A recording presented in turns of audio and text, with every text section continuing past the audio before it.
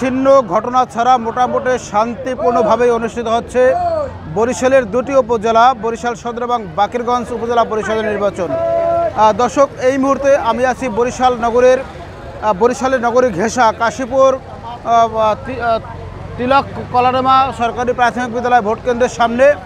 আপনারা দেখতে পাচ্ছেন এখন প্রায় ভোটের শেষ পর্যায়ে এসে কিছু কিছু মহিলা ভোটার কিন্তু আসতে শুরু করেছে এবং পুরুষ ভোটারও পাশাপাশি আসছেন। তবে দিনভর এখানে ভোটের উপস্থিতি ছিল কম, তবে এখন শেষ মুহূর্তে কিছু ভোটার উপস্থিতি আমরা লক্ষ্য করছি।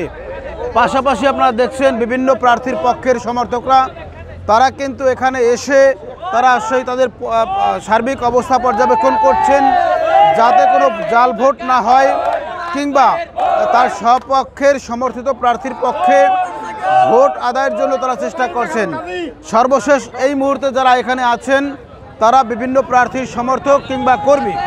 আপনারা দেখছেন এখানে যে কর্মী সমর্থকরা রয়েছে তারা তাদের প্রার্থীর পক্ষে স্লোগান দিচ্ছেন এবং নির্বাচনের সব শেষ মুহূর্তে ভোটারদের তাদের পক্ষে টানার চেষ্টা করছেন।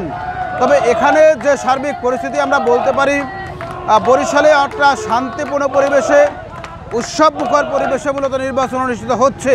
তো এখানে প্রশাসনের পক্ষ থেকে ব্যাপক তৎপরতা চালানো হয়েছে। আইনশৃঙ্খলা বাহিনীর সদস্যরা তারা কাজ করছে এবং ম্যাজিস্ট্রেট, বিজেপি সেই সদস্যরাও কিন্তু তারা বিভিন্ন স্থানে টহল অব্যাহত রেখেছে, যে কারণে বরিশালে এবার অনেকটা স্বতঃস্ফূর্তভাবেই কিন্তু ভোট গ্রহণ অনুষ্ঠিত হচ্ছে।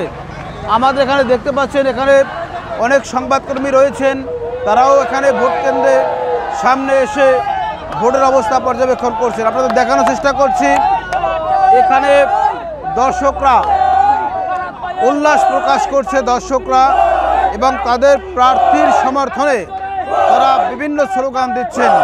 আসলে এরকম একটা উৎসবমুখর পরিবেশ কিন্তু আমরা ইতিপূর্বে দেখিনি।